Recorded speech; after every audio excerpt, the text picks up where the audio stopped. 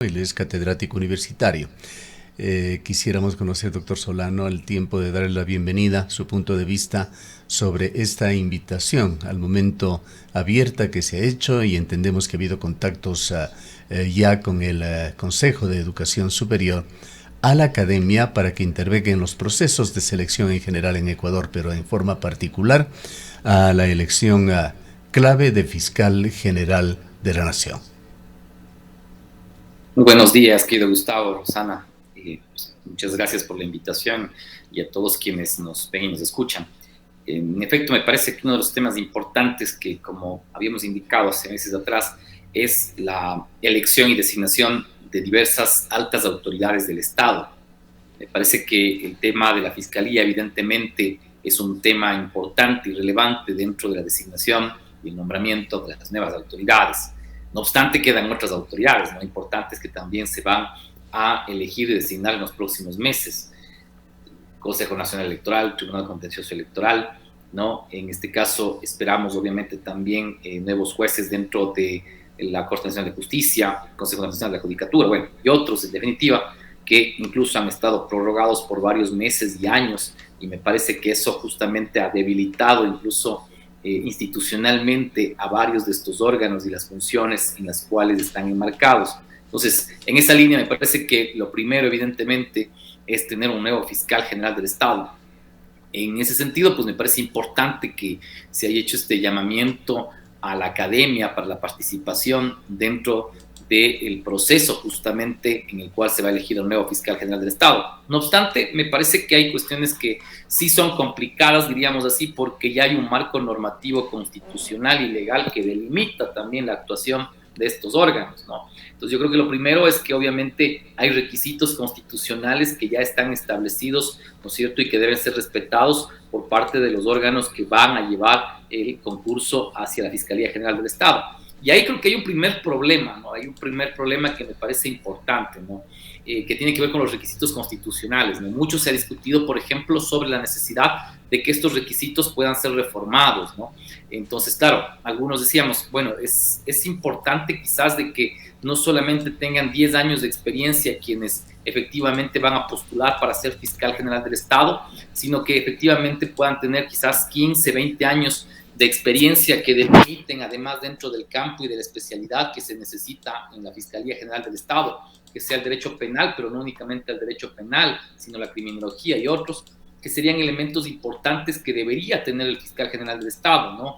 En lo otro podría ser obviamente una cuestión también de regulación legal y obviamente reglamentaria, porque el problema me precede, ¿no?, y que ha sido uno de los cuestionamientos que se ha hecho en la elección anterior de varias autoridades, tiene que ver con la reglamentación que se especifica en cuanto a la calificación, por ejemplo, dentro de lo que es el concurso de oposición y méritos, ¿no? Entonces, claro, la cuestión es, por ejemplo, hablando de un tema que conocemos, en materia constitucional, por ejemplo, cuando se ha hablado de los concursos de jueces constitucionales, en este caso a nivel de instancia, en este caso primera instancia o tribunales, ¿no? Por ejemplo, se habla de la necesidad de la especialidad, pero muchas de las veces, ¿no?, entonces se puntúa, por ejemplo, otro tipo de especialidades que no necesariamente son de la materia constitucional. Entonces, claro, uno dice, ¿cómo puede ser que se exija específicamente esa especialidad en materia constitucional, pero no se exija, por ejemplo, que un requisito único deba ser, por ejemplo, la especialidad en derecho constitucional, sea maestría o sea doctorado? Entonces, claro, ese tema, por ejemplo, implica entonces la necesidad de que en la regulación infraconstitucional también se especifique una cualificación y una calificación especial justamente para doctor Solano, muy buenos días, perdone aquí la interrupción. Usted recomienda que se hagan estos cambios en materia de requisitos, digamos así, para quien aspire ser fiscal general de la Nación. No obstante, ¿a quién le corresponde hacer estos cambios? Sí, en primer lugar, como decíamos, es un problema que, eso decía, más bien el marco, digamos, en el cual ya está sujeto este próximo concurso, nos preocupa, porque hubiera sido importante justamente que estos cambios, diríamos así, se hagan ya en la Constitución, porque obviamente es mucho más difícil. ¿Tendría que hacer una reforma constitucional? En este caso sí, porque efectivamente ahí se plantean, por ejemplo, requisitos como el tema de los años de experiencia. porque creo que ya hay una discusión muy interesante y muy importante, y en ese sentido ustedes creo que lo antecedían también en algunos elementos. Tenemos gente bastante joven, diríamos así, o relativamente joven, diríamos, que está en el ejercicio de la abogacía, pero que han estado vinculados, ¿no es cierto?, a grandes, diríamos así, escándalos y delitos efectivamente relacionados en este caso, la posibilidad de corrupción dentro de la administración de justicia. Entonces tenemos sí personas que probablemente tengan incluso especialidades, maestrías, incluso doctorados, pero eso no necesariamente implica la solvencia y además obviamente la necesidad de la posibilidad de cualificar obviamente a quien sea candidato a fiscal general del Estado o quien pueda ser en este caso juez constitucional o juez de la Corte Nacional de Justicia. Eso es lo primero. Lo segundo, como decíamos, tiene que ver ya con una regulación infraconstitucional y sobre todo ya reglamentaria de los concursos, ¿no? Porque yo digo, ahí lamentablemente, y eso hay que esperar, ¿no?, cómo va a aplicarse el reglamento justamente para la calificación del concurso, ¿no? Y ahí es donde empiezan los problemas, además de los problemas que ya anteceden en el marco constitucional. Cómo las comisiones, cómo el Consejo de Participación vigila, supervisa y controla la aplicación de esos reglamentos, ¿no? Entonces el problema es que hay mucha discrecionalidad en ese sentido y claro, ¿quiénes son los que califican efectivamente esos requisitos, ¿no? Entonces, claro, uno se queda con la duda, ¿no?, de si realmente están incluso cualificados quienes califican y quienes van, en este caso, a aplicar justamente este marco reglamentario para los concursos. Entonces, claro, uno dice, por ejemplo, en el caso de la Corte Constitucional, ¿no?, se establecía, por ejemplo, la necesidad de que quienes califiquen al menos tengan, diríamos así, el mismo nivel de formación y de especialización y de experiencia que los quienes van a ser jueces. Yo me preguntaré, ¿eso se podrá dar en un concurso del fiscal general del Estado? Yo creo que me quedo con las dudas, efectivamente, sobre esa posibilidad, ¿no? Entonces, claro, uno dice, ¿quiénes van a ser también, obviamente, entonces, estos órganos que califican, que son, al final de cuentas, los órganos que van a determinar quién es el ganador o el perdedor? Entonces, siempre ha existido, además, digamos así, el problema justamente de los concursos que se han desarrollado en base, obviamente, a esta normativa que, como digo, es obviamente legal, sí, y efectivamente, lamentablemente, yo creo que no corresponde con una designación correcta, ¿no? Evidentemente, yo digo, uno de los problemas que hemos tenido justamente es que el Consejo de Participación Ciudadana y Control Social, lamentablemente, siempre ha sido el botín político de una u otra fuerza política, y eso es probablemente lo que va a pasar en estos meses, ¿no? Y obviamente los órganos, en este caso las comisiones que van a trabajar justamente en la elección, no solamente del fiscal general del Estado, sino, óigase, también del Tribunal Contencioso Electoral, del Consejo Nacional Electoral. ¿Quién garantiza efectivamente que haya imparcialidad y que efectivamente se aplique un marco regulatorio que permita que los mejores lleguen hacia allá? Y otras cuestiones que hay que discutir, ¿no?, inclusive y que yo creo que son importantes en el tema de la designación. ¿Es realmente o no importante también, ¿no es cierto?, sugerir ciertos cambios en cuanto, por ejemplo, al tema de remuneración? Y ahí quizás algunas personas dirán, pero estimado doctor, el tema es que un fiscal gana entre $4,000 y $5,000. Sí, pero, por ejemplo, los sueldos de jueces fiscales, diríamos así, a nivel de América Latina, en Ecuador, diríamos así, no son de los más altos. Y claro, la cuestión es, ¿usted quiere tener un buen fiscal general? Sí es importante que tenga un buen sueldo, una buena remuneración. Y claro, uno dice, en relación, por ejemplo, a lo que efectivamente gana un trabajador, probablemente es muy difícil. Pero lamentablemente la situación es que, por ejemplo, en el caso de las materias de derecho penal, en este caso el ejercicio en la abogacía en esa materia, realmente corresponde con, diríamos así, remuneraciones de un libre ejercicio que, diríamos así, no corresponde necesariamente con la remuneración que va a establecerse para un fiscal general del Estado. Yo creo que por eso, inclusive, muchos abogados con la experticia, docentes, académicos, y que obviamente llevan años en el ejercicio, ni siquiera tienen la esperanza de concursar dentro de esa posibilidad de ser fiscal general del Estado, porque dice, mira, yo gano $10,000 mensuales y no tengo en este caso que tener la posibilidad de estar en el ojo público, en el ojo de los políticos, y lamentablemente bajo eso yo no voy a arriesgar una carrera que lamentablemente puedo tenerla hasta ahora muy tranquila, tener la tranquilidad de la privacidad del ejercicio de la academia frente a la posibilidad de estar en el ojo político. Doctor Solano, ahora quisiera yo ponerle como antecedente el criterio de los ecuatorianos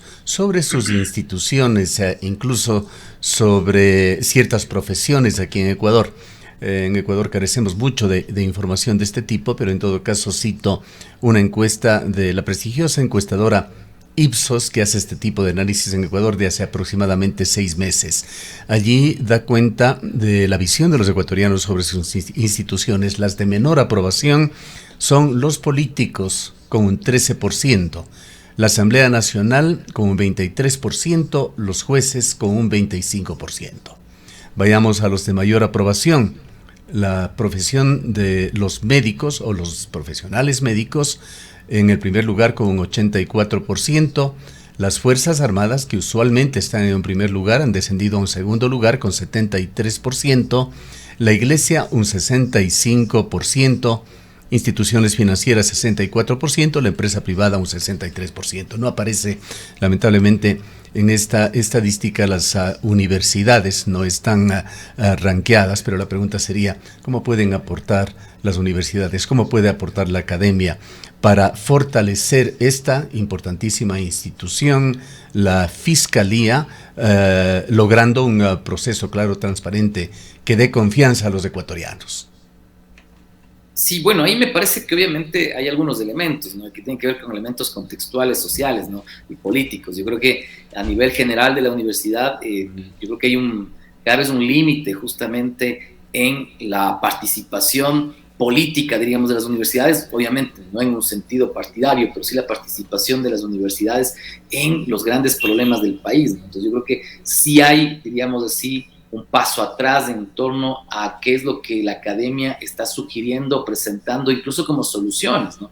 Yo creo que hay investigaciones que se han desarrollado en las universidades, pero que se quedan justamente ahí, en un proyecto de investigación sobre los temas de mecanismos, por ejemplo, de nombramiento de la judicatura, o en este caso de mecanismos justamente para el nombramiento de jueces y otras autoridades en los estados de derecho y en los estados constitucionales. Hay muchos elementos y hay muchos temas muy interesantes que podríamos discutir, estimado Gustavo y Rosana, pero lamentablemente eso se queda ahí. Y creo que eso es un problema, porque lamentablemente la academia no ha presentado propuestas justamente de una manera, diríamos, quizás unitaria, en el sentido de discutir cuáles podrían ser esas reformas que se deben hacer, no solamente a nivel, obviamente, como decíamos, constitucional, legislativo, sino de otras normas y de otros problemas del país, con la finalidad de dotarle de ese elemento científico, de ese elemento racional, para que obviamente las decisiones también políticas sí tengan un carácter técnico y que no sean elementalmente, ¿no es cierto?, decisiones que sean o no mayoritarias o de aprobación popular, pero que efectivamente no tengan ningún grado de sostenibilidad ni sustentabilidad. Pues en esa línea, yo creo que hay que recordar inclusive que anteriormente, por ejemplo, para el nombramiento de, por ejemplo, órganos como el Tribunal Constitucional, incluso la Corte Suprema de Justicia en un periodo, por ejemplo, las universidades inclusive enviaban listas ternas, las facultades de jurisprudencia podían presentar, en este caso, ternas, justamente para que, ¿no es cierto?, los académicos, docentes que esas universidades creían necesarios, ¿no es cierto?, puedan ser también parte de esos máximos órganos justamente de la justicia ordinaria, de la justicia constitucional.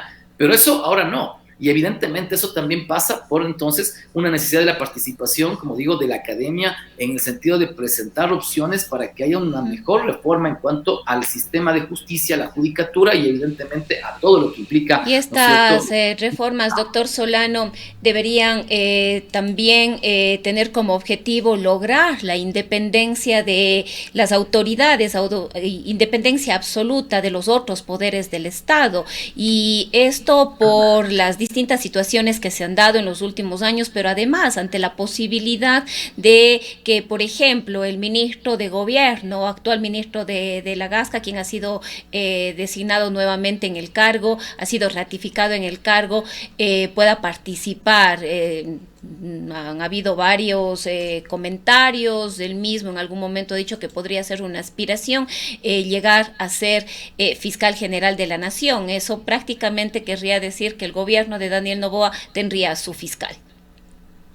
Sí, en efecto, el problema es que además, digamos, en los requisitos constitucionales, bueno, hay obviamente requisitos, por ejemplo, que se establecieron sobre el tema de que no se pueda pertenecer, obviamente, dentro de ciertos altos órganos del Estado, por ejemplo, a personas que han estado en los últimos 5 años, por ejemplo, dentro de directivas de los partidos políticos, o en este caso afiliados a los partidos políticos. Yo creería que sí, obviamente, hay un tema, ¿no? Obviamente uno puede decir X o Y candidato efectivamente tiene una vinculación directa con el gobierno, pero si no ha estado afiliado, si no ha participado dentro de un movimiento político, o además, inclusive, no ha estado dentro de una organización política, pues claro, uno dice, no se podría cumplir ese impedimento legal, porque al final de cuentas no está especificado dentro de los requisitos reglamentarios y legales que especifica ese concurso. Sin embargo, obviamente usted puede decir claramente, hay o denota, ¿no es cierto?, que el Ejecutivo va a enviar obviamente listados de quienes podrían ser miembros de esas autoridades y obviamente de uno de sus candidatos. Y claro, hay varios problemas ahí, ¿no? Yo diría, recientemente, hace pocos días, recordemos que justamente en México, después de la reforma judicial que se hizo hace 2 años, efectivamente, o que empezó la reforma judicial, recordemos, por ejemplo, ahora se eligen jueces, por ejemplo, o bueno, diríamos así, hay una alta electibilidad de los jueces, en este caso, de las altas cortes. En ese sentido, obviamente, uno dice, bueno, ¿qué implica, obviamente, la posibilidad inclusive de que cierto partido político pueda poner, diríamos, a los candidatos, financiar incluso sus campañas electorales, justamente para que esos jueces ganen y obviamente puedan, diríamos así, ser referentes y deferentes con el partido político que los ha apoyado, o mucho peor inclusive, ¿no? Pensemos obviamente incluso en otros grupos que no necesariamente sean políticos, sino grupos de... Ahora, doctor Solano, vayamos directamente al punto modular de esto, un concurso que nuevamente está a cargo del Consejo de Participación Ciudadana y Control Social, una de las entidades de menor prestigio, de menor reconocimiento en el país, que entraría dentro de esa estadística que señalábamos del 13% de aprobación, en el último lugar los políticos ecuatorianos en la encuesta de Ipsos.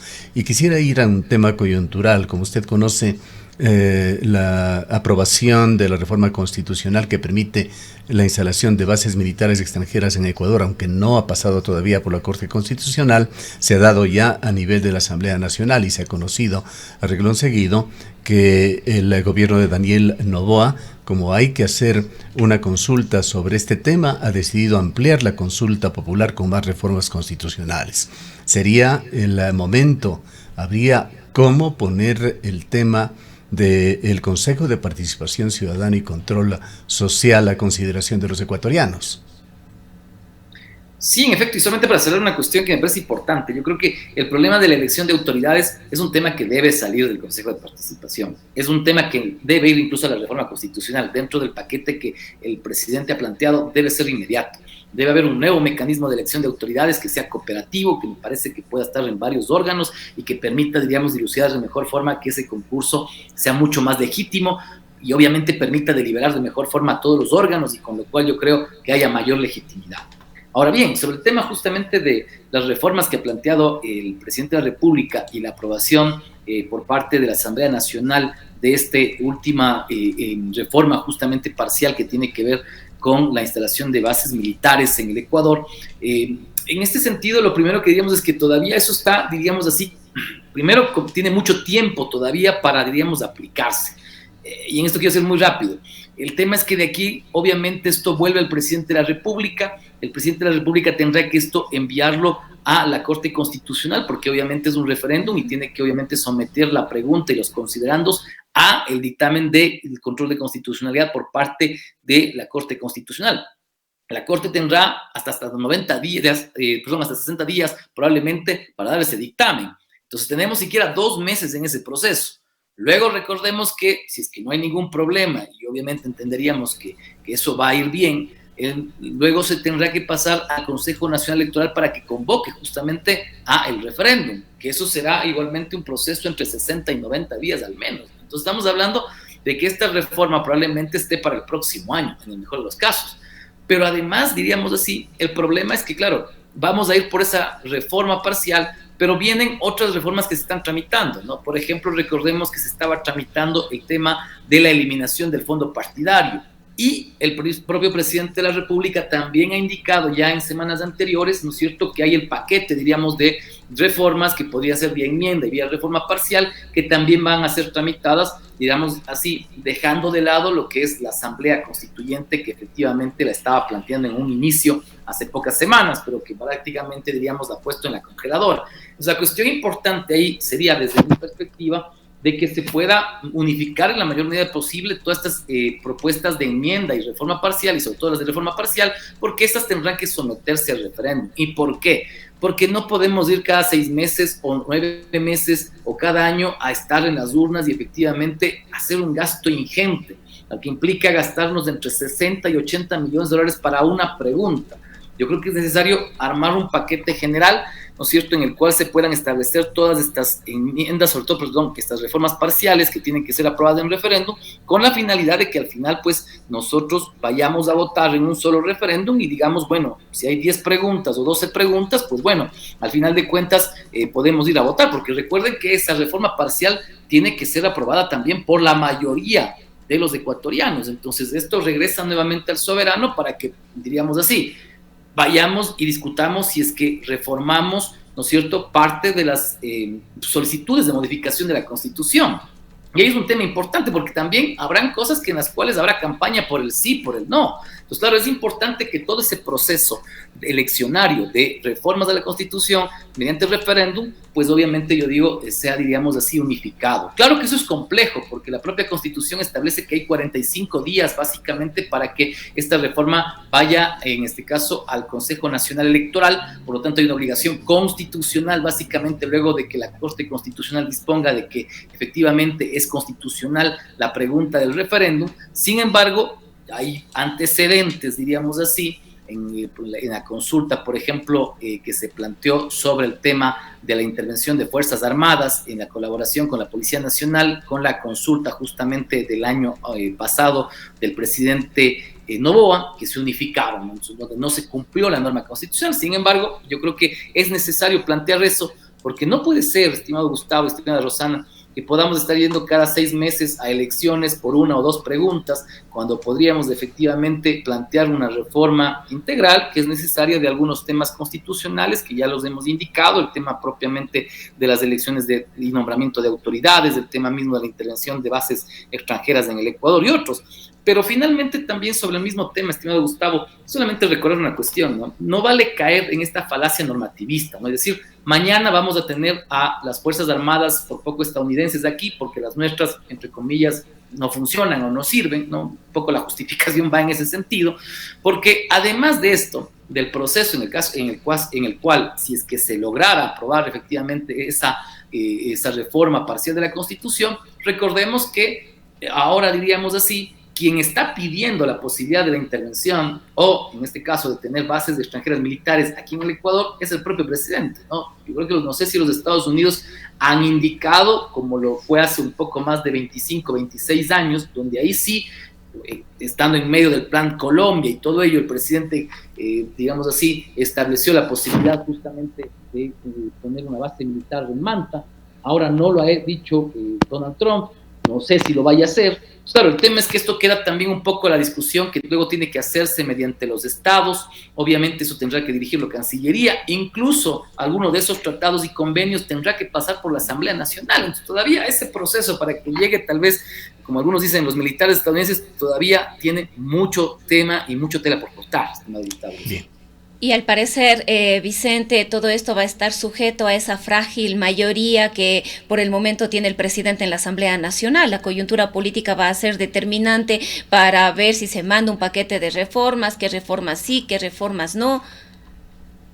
Sí, en efecto, eso decía, el problema lamentablemente es que luego, bueno, digamos que así que estas nuevas reformas pasarían probablemente porque hay una mayoría y probablemente incluso algunos sectores en algunas de estas posibles reformas parciales, como el tema del Consejo de Participación Ciudadana, el Consejo de la Judicatura, quizás se logren aprobar, ¿no? Pero además de eso, recordemos efectivamente que luego, como digo, en el caso de los tratados internacionales, eso dependerá justamente también, en varios de los casos, de la Asamblea Nacional. Y claro, estamos hablando de 6 meses, 1 año o 2 años, entonces hay que ver qué es lo que pasa en el momento político en el cual se vaya a plantear esa posibilidad de ese tratado y ese convenio internacional. Y claro, como usted bien lo decía, Rosana, y yo estoy de acuerdo totalmente, esto depende del momento político. Puede ser que en ese momento ya no estemos con las mismas consideraciones, incluso, y que esa posible mayoría frágil ya no exista. Entonces, eso todavía queda también en veremos. Entonces, sí es un tema bastante complejo, porque además recordemos que el contexto es bastante complejo en el tema de seguridad, en los otros temas que yo creo que sí son de inmediata